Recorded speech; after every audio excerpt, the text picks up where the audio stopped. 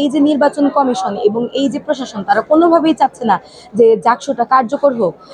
তারা তা প্রমাণ করে দিয়েছে বারবার নানা বিধিনিষেধ এবং ছোট ছোট ঘটনাকে কেন্দ্র করে।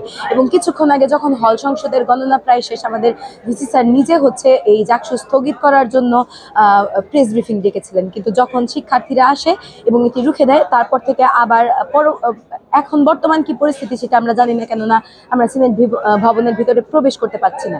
কিন্তু বারবার আমার মনে হচ্ছে যে যে কোনো একটি ক্ষমতাসীন দল বা যে কোনো একটি গোষ্ঠী চাচ্ছে যে এই নির্বাচন যেন না হয়, এই নির্বাচন যেন স্থগিত হয় এবং জাকসু বানচালের সম্পূর্ণ পায়তারার শেষ পেরিকটি তারা মারতে আর কি সক্ষম হয়েছে বা হয়েছিল আমি বলতে পারি। তো আমরা সাধারণ শিক্ষার্থীরা কিন্তু কোনোভাবেই চাচ্ছি না যে জাকসুটা বানচাল হোক, কিন্তু আমরা দেখতে পাচ্ছি বিভিন্ন ক্ষমতাসীন দল যারা হচ্ছে ভোটটা বর্জন করলো বা প্রশাসন নানা পায়তারা করে এই জিনিসটা বানচালের পক্ষে। কিন্তু এই যে সাধারণ শিক্ষার্থী 12,000-এর মধ্যে 8,000 শিক্ষার্থী যারা ভোট দিতে এসেছিল, আমরা জানি এবং মনে প্রাণে বিশ্বাস করি যে তারা চায় জাকসুটা হোক।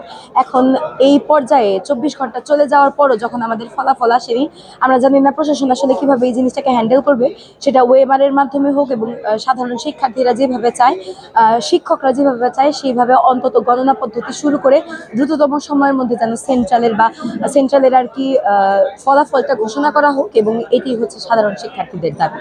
গতকাল হচ্ছে নির্বাচন শেষ হওয়ার পর হল সংসদের যে ওয়েমারগুলো সেগুলো ম্যানুয়ালি গণনা করা হচ্ছে, ওয়েমার মেশিনের মাধ্যমে নয়। অবশ্যই এত এত শিক্ষার্থীর ভোট গ্রহণ যে ব্যালট পেপার সেটি গণনা করতে ম্যানুয়ালি খুব সময় লাগার কথা, এবং 24 ঘন্টা পার হয়ে গেলেও এখন পর্যন্ত হল সংসদের সম্পূর্ণ রেজাল্ট কিন্তু আমরা পাইনি। সেদিকে সেন্ট্রালের হচ্ছে গণনা এখন পর্যন্ত শুরুই হয়নি।